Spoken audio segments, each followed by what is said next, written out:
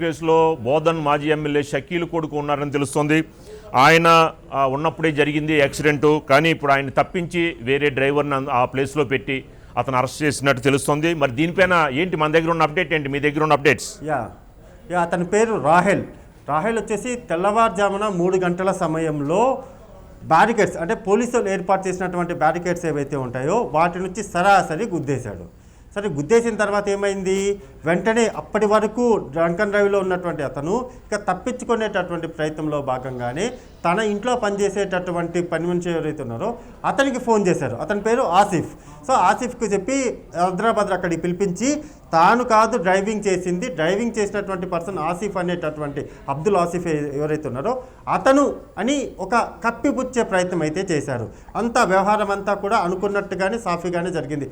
Panjagutta police స్టేషన్లో CI ఎవరైతే ఉన్నారో దామోదర్ ఆయన కూడా కేసులు నమోదు చేశారు. దానికి సంబంధించి విచారణ కూడా జరుగుతుంది. కానీ ఆ నోట ఈ నోట చివరికి మాత్రం డీసీపీ వరకు వెళ్ళింది, అంటే సీఎం రేవంత్ రెడ్డి వరకు కూడా వెళ్ళింది. సో రేవంత్ రెడ్డి ఆదేశాలు జారీ చేశారు. అంటే ఇన్సైడ్ ఆర్డర్స్ ఏవైతే ఉంటాయో చాలా స్పష్టంగా చెప్పారు. డీసీపీ పంజాగుట్ట పోలీస్ స్టేషన్లో ప్రత్యక్షమయ్యారు. ఏం జరిగింది అని ఆరాధిస్తే అసలు కథ అది కాదు.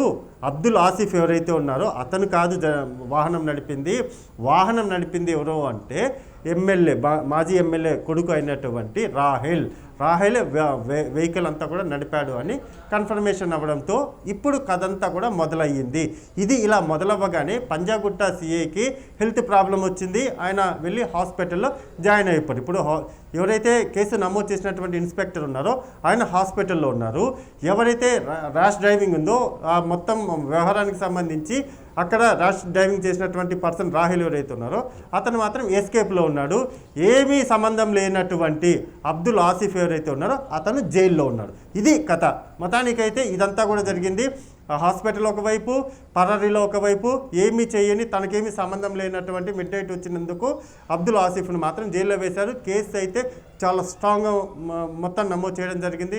డెఫినెట్గా అరెస్ట్ చేయబోతున్నారు పంజాగుట్ట పోలీసులు. రాహెల్ ఎవరైతే ఉన్నారో మాజీ ఎమ్మెల్యే కొడుకుని అయితే అరెస్ట్ చేయబోతున్నారు. ఆ కేసుకు సంబంధించి కావాల్సినటువంటి చాలా డ్రంకన్ డ్రైవ్తో పాటు మొత్తం తప్పుదో పట్టించే ప్రయత్నం కావచ్చు, మొత్తం ర్యాష్ డ్రైవింగ్ కావచ్చు, ఆ వెహికల్స్లో ఇంకా ఉన్నటువంటి వాళ్ళందరూ ఇవన్నీ కూడా బయటికి రాబోతున్నాయి. పెద్ద కేసే నమోదవబోతుంది.